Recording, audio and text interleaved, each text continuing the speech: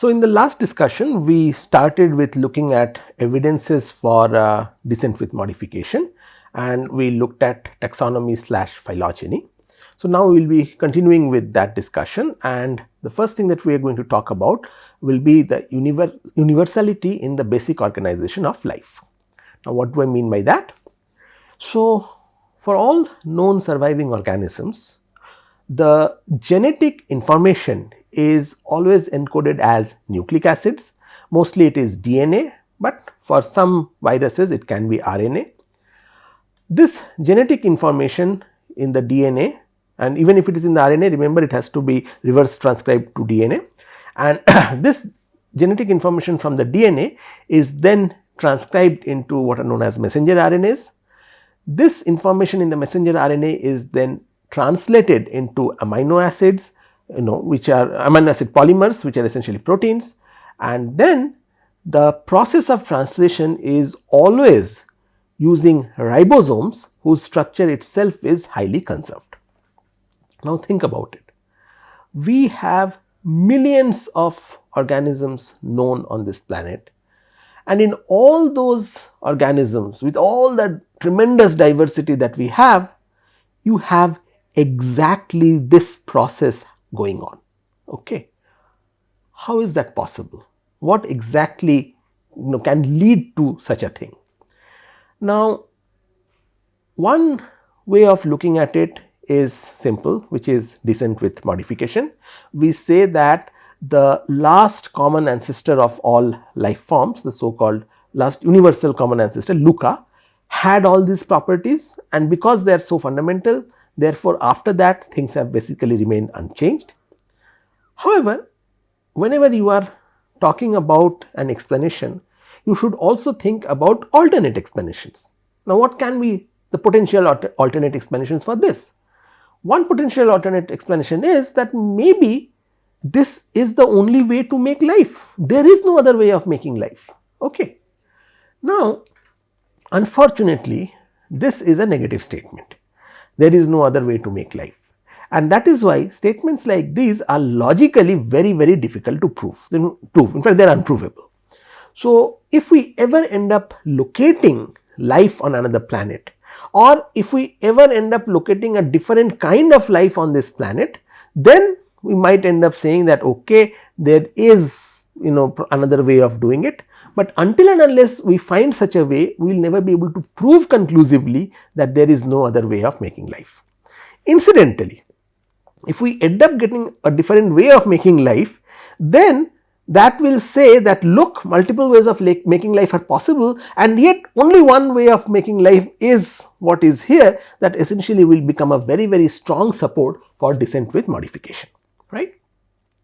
So, we actually need something which ideally is very well conserved, but not so well conserved that we can't even say that hey, alternates are not possible. Do we have such a thing? And turns out that there indeed such a near universality, for which again alternatives are also known, and that is known as the genetic code. Now, when I talk about the genetic code, when I ask students, many of them simply say the fact that the information is coded in the sequence of nucleotides ATGC on the DNA, but that is not what the genetic code refers to. The genetic code refers to this. The genetic code is the set of rules that determine which codon in the mRNA maps to which amino acid in the polypeptide chain. Okay.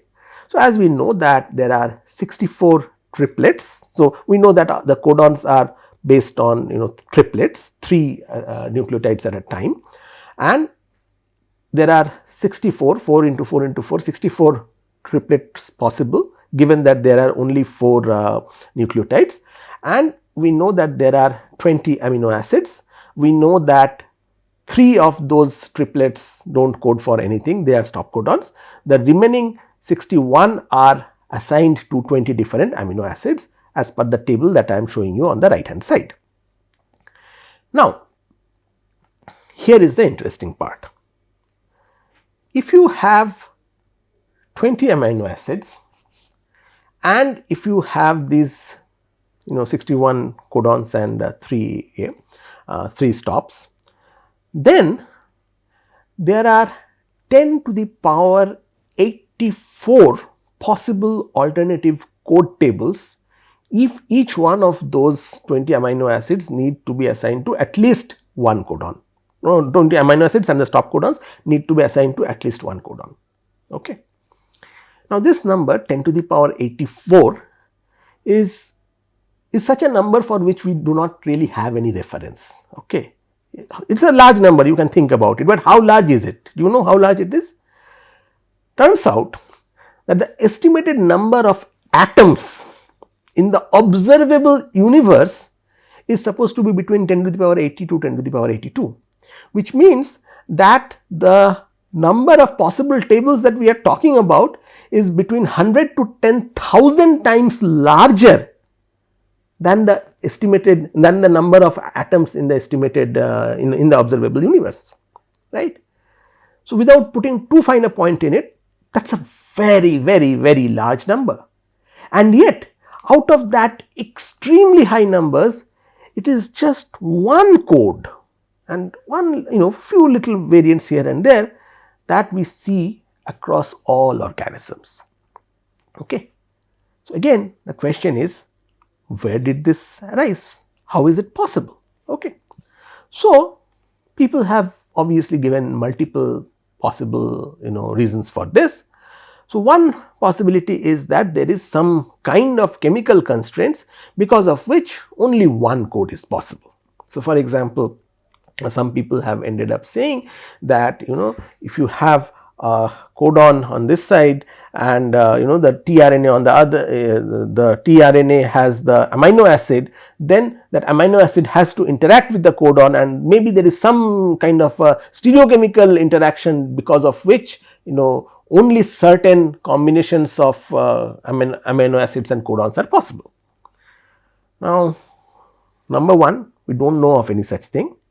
Number two, and more importantly, if you remember the structure of the tRNA, you have the codon on one side and the amino acid actually is on the other side of the molecule. So, it is pretty far away from the codon. So, there is no possibility of some kind of a stereochemical interaction happening between the two, right. So, that people discounted very early, but what happens if there are other kinds of chemical constraints? Okay. Unfortunately, we have found none, and people have very, very seriously looked for it. In fact, what they have ended up finding is actually the other way around, that there does not seem to be too many chemical constants. So, for example, if you look at ciliates, these are single cellular organisms like paramecium and all, in those cases one stop codon, the UAA stop codon, actually specifies for glutamine, okay, which is suggesting that there is nothing very universal about UAA due to which it has to be the stop. Similarly, experiments that have been done have shown that you can actually, through different chemical techniques, reassign a codon in an organism to a completely different amino acid, including amino acids that do not even exist on this planet, synthetic amino acids. So, just to give you one example, there is this codon called UGG, which if you look up that genetic code table, you will find that it codes for tryptophan.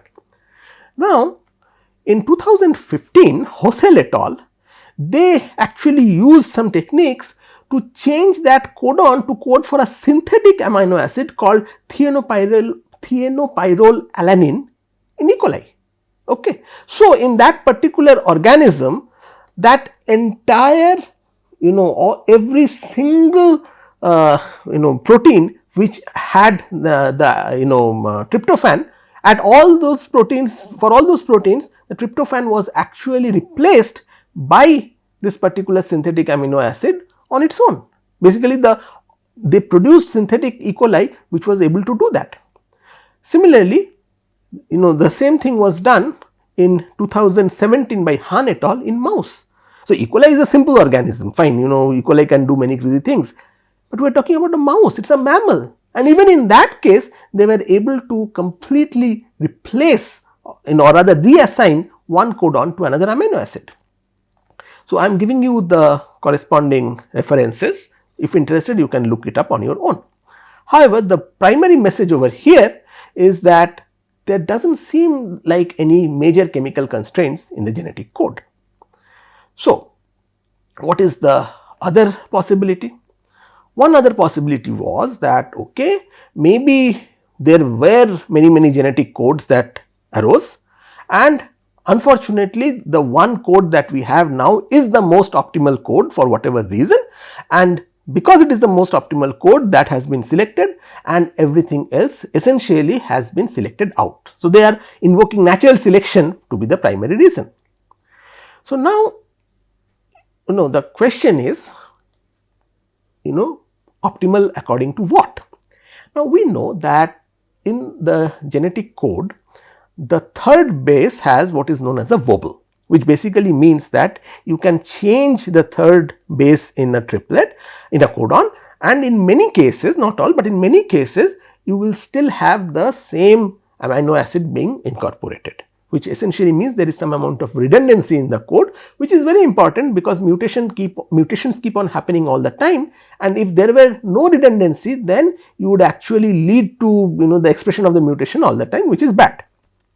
So, this robustness is actually towards mistranslation, and the hypothesis is that we have the code which is absolutely the most robust. So, how do you test for this?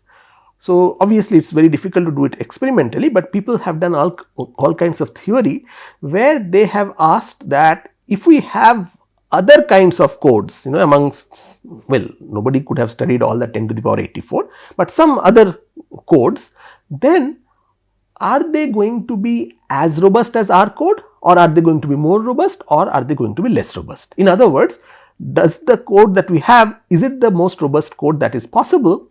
And turns out that actually, although our code is pretty robust, it is by no stretch of imagination, using whatever metric you want, by no stretch of imagination is it the most optimal code, and whatever way you look at it, there are billions of codes which are expected to be much more robust than the one that we have.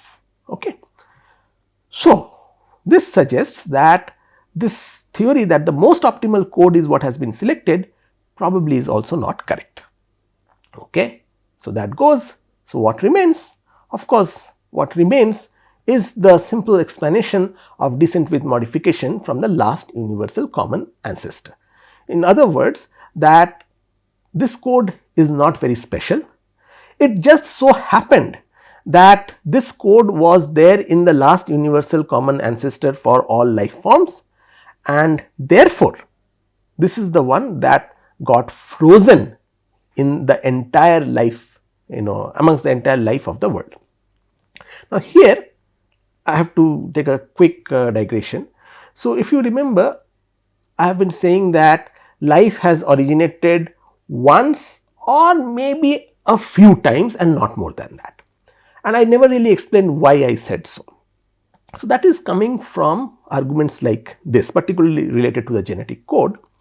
So, as we pointed out, that the probability that the code that we have arose multiple times in different organisms just by chance alone is very low. Why? Because the total number of possible codes is extremely high. Therefore, the possibility that the same code arose twice is actually going to be very small. However, the issue is I can't really give you a figure for how small it is, right? Therefore, lots of people say, you are saying it is very small, but I am not convinced that it is very small. Okay.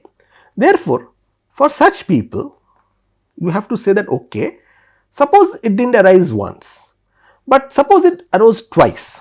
So, the probability that 2 times the same code will arise given the extremely high space is even smaller. The probability that it will be 3 times is even smaller. So, the more the number of times you propose that it has arisen independently, the smaller the probability will be. And at some point, whatever your criteria might be, at some point you have to say it is 0, okay, or extremely close to 0. So, that is the reason for which, for purely theoretical philosophical reasons, we have to say that life has probably arisen one or at max a few times, not multiple times. However, from a very practical point of view, given the fact that the total number of codes is 10 to the power 84, no one is going to be surprised if the last universal common ancestor that we have was just one and not multiple last universal common ancestors. Okay. This is just a mathematical point, nothing else. None of the arguments that we are making will be changed because of what I said just now. So, anyway, there are many other evidences of the fact that there is a fundamental conservation in life. So, for example, if you take the gene which induces eyes in mouse, a gene called PAX6, and you put it inside Drosophila eggs or Drosophila cells, then the resulting fly that comes out of that egg, that is actually going to have eyes developing in its legs. So, for example, that is exactly what I am showing you over here. Okay.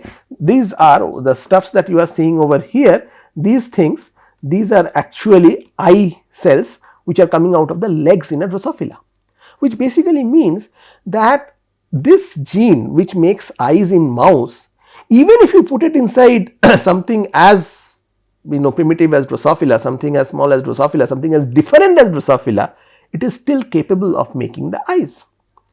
Now, although this is a very eye-catching example, if you think about it closely, BT cotton, the fact that you can express human insulin in bacteria, and that is what has brought down the cost of insulin for millions of diabetics all over the world.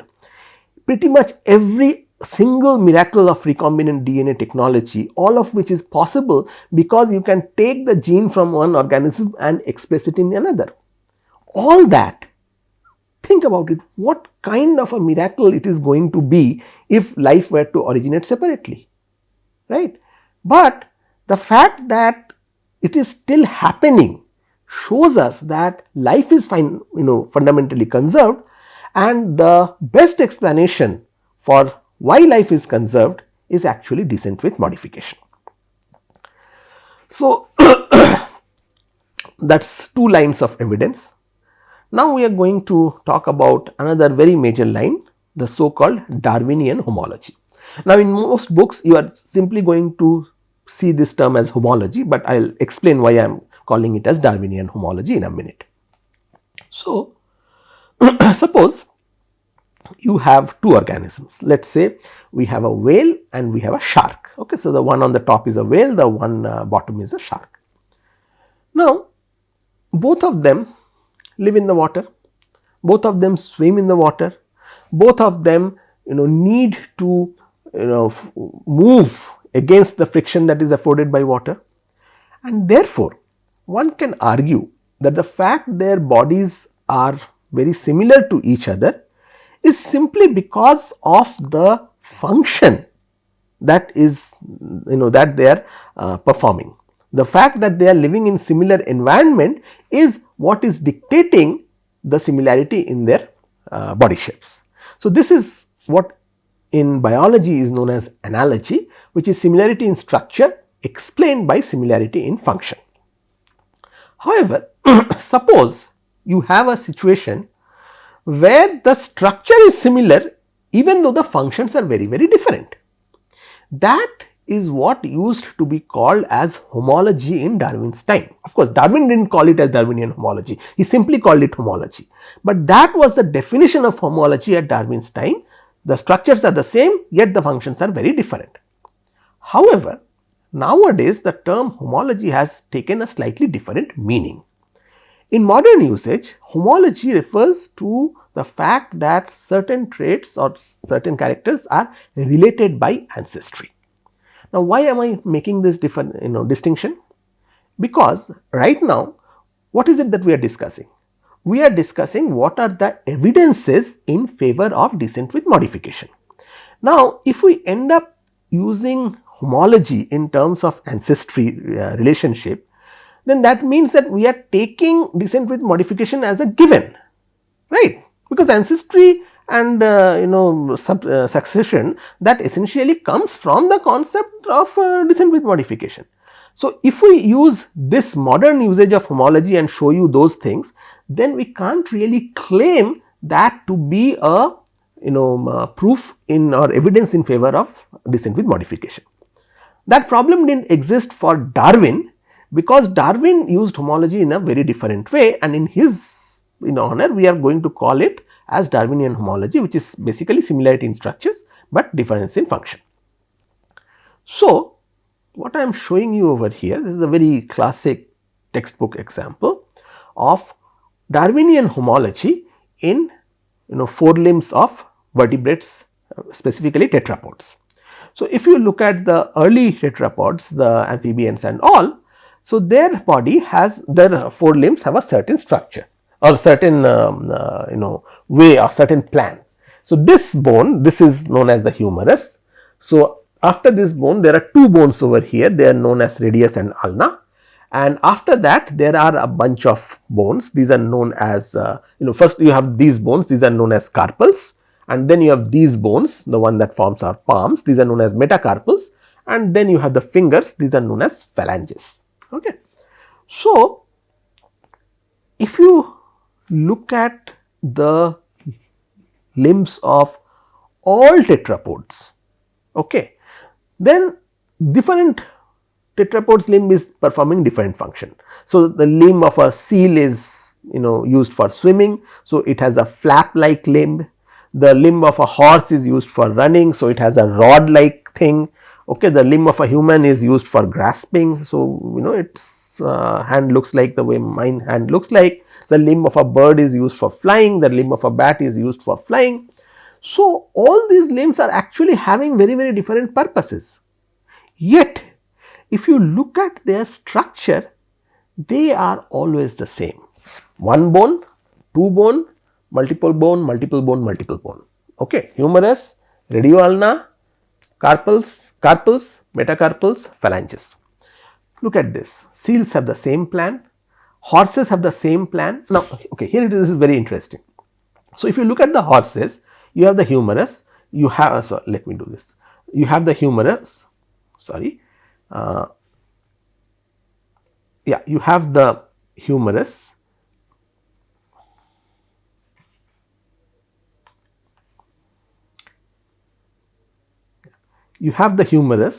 you have the radius and the ulna, but after that if you look at this, there is one bone which seems to have become the longest, this is the third digit, this 3 over here. Okay.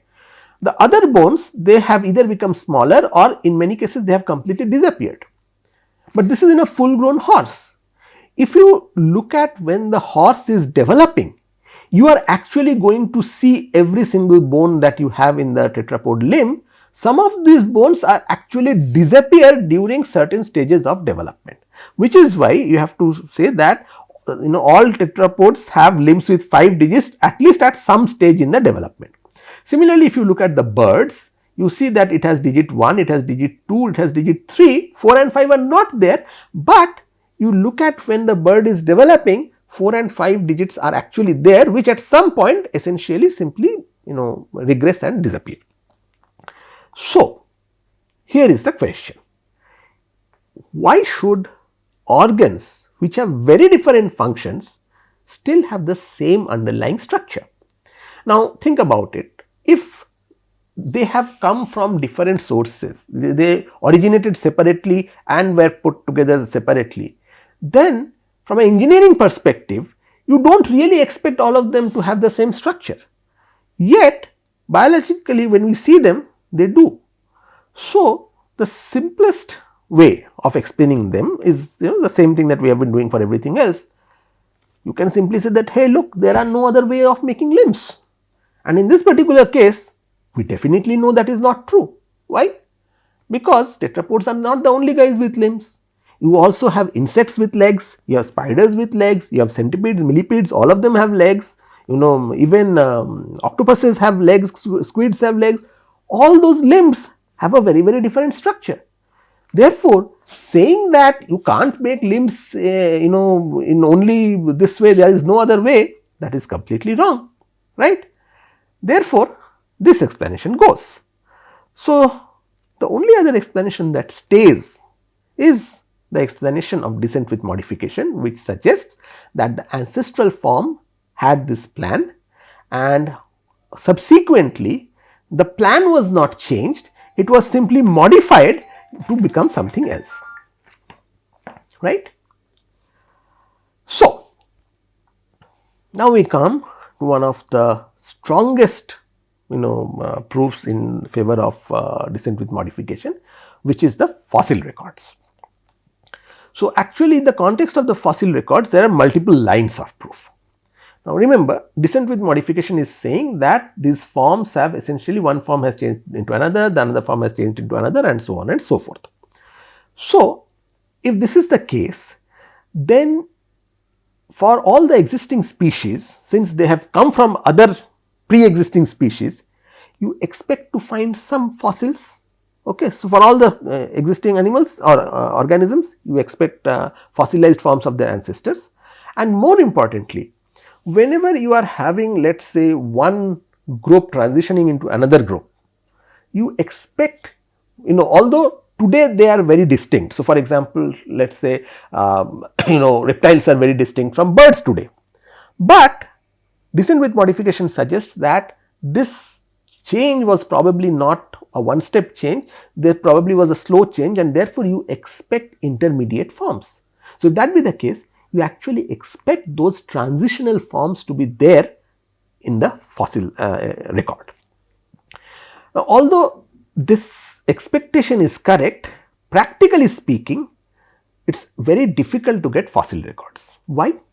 That is because the process of formation of a fossil requires extremely special conditions.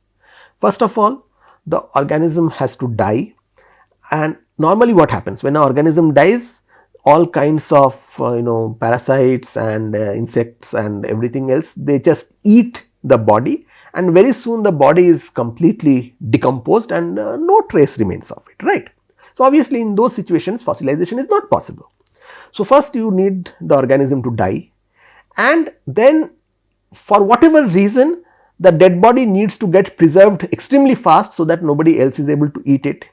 Then the organism has to die somewhere near water, because it is only then that you expect that the entire thing is going to be covered by sediments or maybe lava or something like that, and only then it is going to be preserved. And even when it is covered with sediments, all kinds of special conditions of temperature and pressure and minerals etc. need to happen for a fossil to get formed. So, first of all, this means that fossil forms of organisms which are dying away from water, most of them are unlikely to get fossilized, and therefore that leaves relatively less amount of space where fossilization can happen. The other important problem is that fossilization typically happens for the harder body parts, the bones, the teeth. The softer body parts, it is very difficult to fossilize, right, and that also puts a lot of restrictions on what gets fossilized and what does not get fossilized.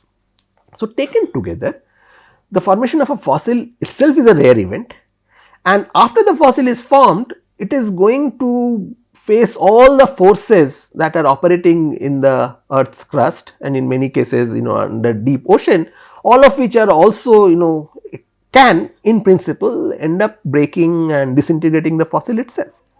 So, although theory tells us, the theory of descent with modification tells us that fossils are supposed to be there, practical constraints tell us that although they are likely to be there, they are unlikely to be found, at least not in very large numbers. In spite of that, after Darwin, a lot of effort has been put in paleontology, and paleontologists have actually ended up discovering lots and lots of fossils, and a lot of this happened because of Darwin's strong claim that at his time fossil records were sparse, but he was so bold that he ended up saying that if you look closely and carefully, you are going to find a lot more fossils and you will be able to patch up a lot of these gaps, and this prediction has actually been extremely well borne out. Today we have fairly good records for lots and lots of organisms. So, for example, this is again a textbook example of the fossil lineage of horse. So, horses, they actually started with much smaller animals with 5 toes, and over time, so here I do not know if you can see this. Okay, so this has more toes. So, this is already a form which has 3 toes, and then you can see that one toe is becoming larger and the 2 toes are becoming smaller. So, by the time you come to Pliohippus and Equus, this is the modern form, you can see only 1 toe remaining. Similarly, there are gradations in the skull itself, the structure of the skull. Now, typically when you see this diagram, people end up thinking that, oh, Mesohippus led to Merychippus, Merychippus led to Pliohippus, and Pliohippus led to Equus. That is not what this is supposed to show. Okay. The descent with modification is still a web like tree like structure, this kind of tree that we saw. It is still a structure like this. We have some of the nodes from these trees, and those nodes are these. Okay. So, that is what I mean by saying it is not a linear sequence of events, but still we actually have many of the intermediate forms going from the 5-toed horse like ancestor all the way to the 1-toed horse that we have today. So, this is about one lineage. Again, as I said, there are many more lineages available to paleontologists today. And the other thing that I had said was about transitional forms. This is perhaps the most well known transitional form that we have, that of Archaeopteryx, which is a transitional form between theropod dinosaurs and birds, telling us that the birds and these dinosaurs at some point had a common ancestor like this. So, this fossil actually has some of the properties which are bird like and many of the properties which are reptile like. The other major way in which fossil records help us in proving descent with modification is in terms of the order of at least the major groups. So, you know that we can date fossils, right? We can date fossils in 2 ways. A, we can date them in terms of the layer in which they are found, which geological layer, and nowadays you can also directly do radiometry and other isotope tracing techniques, by which you can figure out, roughly speaking, what is the age of the fossil, around what time did it die. So, this actually allows us to date and reconstruct the order of the major groups. So, this is roughly speaking what it looks up like for the class Vertebrata. Okay. So, here what you see on the y axis is time, and these are the various time periods: Cambrian, Ordovician, Silurian, Devonian. Okay, this is Jurassic, this is Triassic, Cretaceous, and Tertiary, and so on. Now, here this shows at roughly speaking what point did the various groups branch off. So, for example, if you look at this, this suggests that birds branched off from the let me use this. So, this suggests that birds branched off from the reptilian lineage somewhere around the Jurassic, right. Whereas, if you look at mammals, mammals branched off from the reptilian lineage somewhere around slightly before, around this period. Similarly, it tells you that let us say amphibians, they branched out from the fishes somewhere around the Devonian Silurian period.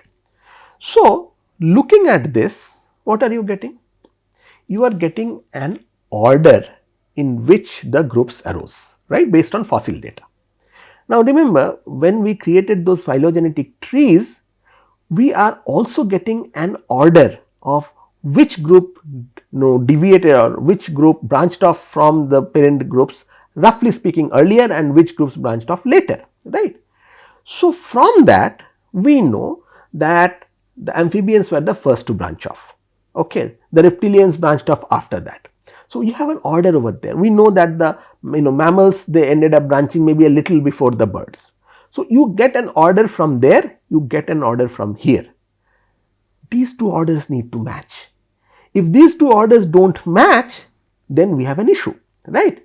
And the best part of it is that at least for the major groups, these orders match extremely well.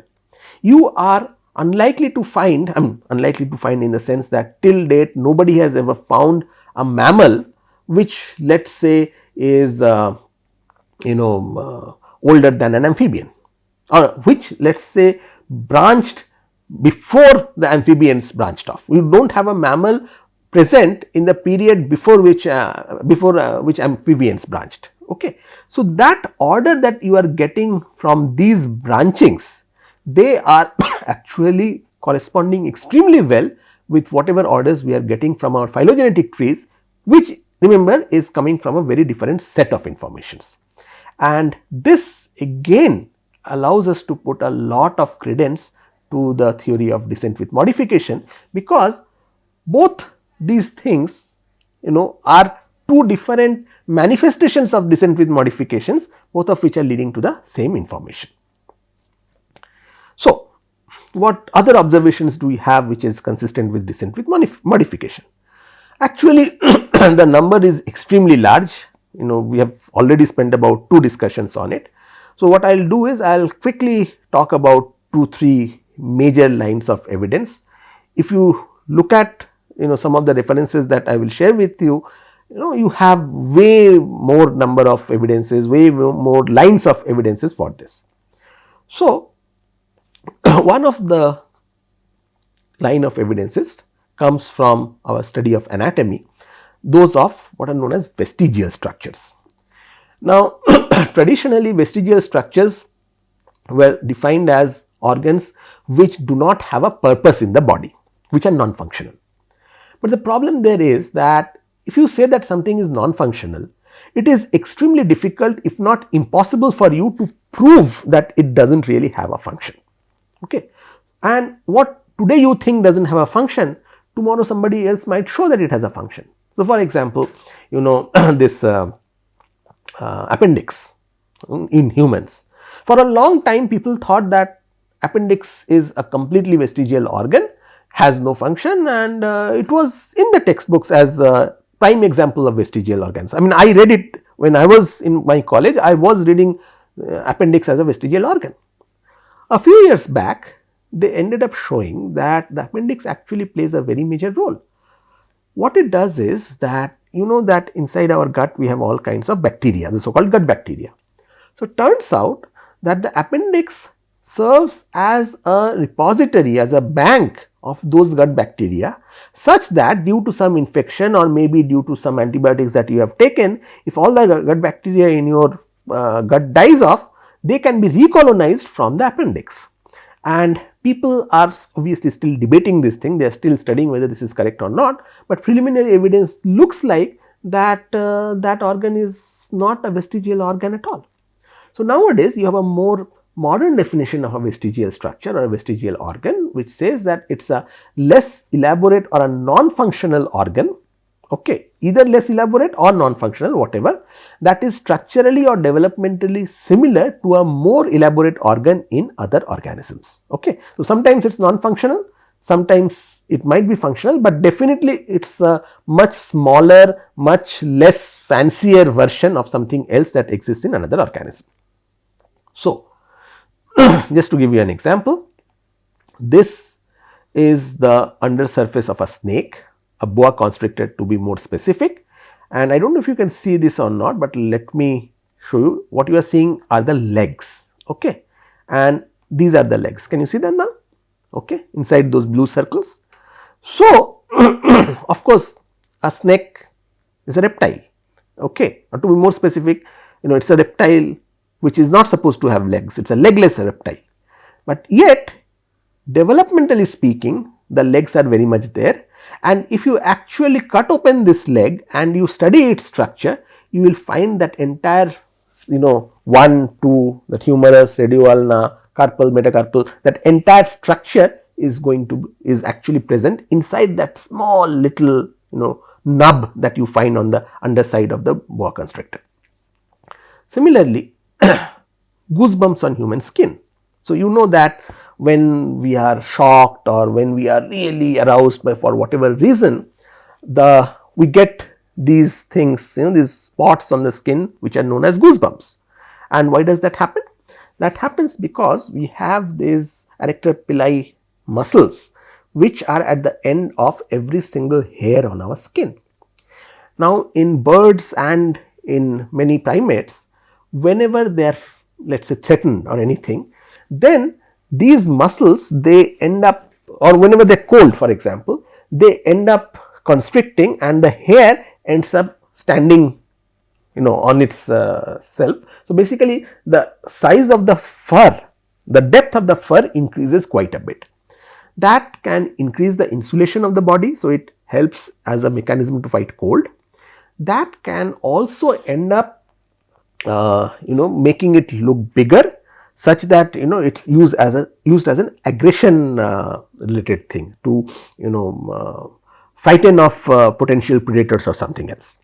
However, in humans, where the fur has been reduced quite a lot, none of those things are possible. Even if these hairs on our hand, even if they stand up, they don't really give us, they don't really make us warm, yet the muscles are still there, and that is why when we suddenly feel cold or when you suddenly feel threatened, the muscles still contract and it does not lead to anything else apart from these goosebump like structures.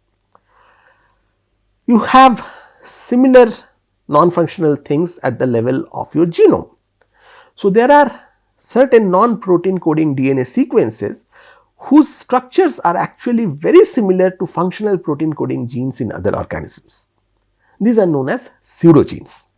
So, for example, human beings and other primates, we cannot really manufacture vitamin C, which is why whenever you have cold, etc., the doctor tells you that take vitamin C tablets, because if you could make it on your own, you would not have required to do that. Yet the enzyme that is required to make vitamin C is very much present in us. Okay, this is the enzyme L-gulonolactone oxidase. I can't pronounce it forever. L-gulonolactone oxidase gene, and this is the chief enzyme which is needed here. We have the gene, but it is not activated, in the sense that it has lots of mutations, because of which it cannot produce any protein, because of which we cannot make vitamin C. Much more critical is our inability to break down uric acid. And by the way, we are not the only ones, even other close relatives of ours, all the apes, they can't break down uric acid. And many of you might be aware, uric acid, or rather deposition of uric acid inside our joints due to high level of uric acid in the blood, this is what leads to this extremely painful disease called gout. So, turns out that the enzyme that is responsible for breaking down this thing, this so called urate oxidase, we very much have that gene like many of our other ancestors. It is just that it has lots of mutations which has ended up inactivating the gene. Okay. So, we will give you one more such example. This is from the subject of developmental biology. So, in giraffes, there is this branch called, there is this nerve called the recurrent laryngeal nerve. It is the fourth branch of a big nerve called the vagus nerve. So, this nerve, actually I do not know if you can see it. So, this nerve is a laryngeal nerve. So, it is supposed to arise from the brain and go to the larynx, okay, this place where the voice box is. So, it is supposed to start here and it is supposed to go here, which is great, except that the path that it takes is what you are seeing in this black thing. It goes all the way like this and then it comes back up like this, okay, which is about 4.5 meter, okay, which is about 13-14 feet of nerve. So, this thing, instead of going straight like this, it comes down like this, neck of a giraffe you can imagine, and makes a loop over here around the aortic arch and then again goes up. right? Why in God's name does it do that? Okay. Turns out that giraffe is not the only guy in which it has this problem. We have a similar thing in humans. So, in humans this thing is supposed to start from here, okay. This thing is supposed to start from here and just go to here. This is our larynx, but it does the same thing. It first goes down, comes close to the it first goes down like this and comes close to the aorta and takes a loop and then again goes back and reaches over here. Why? About 2 feet extra nerve. What is the purpose?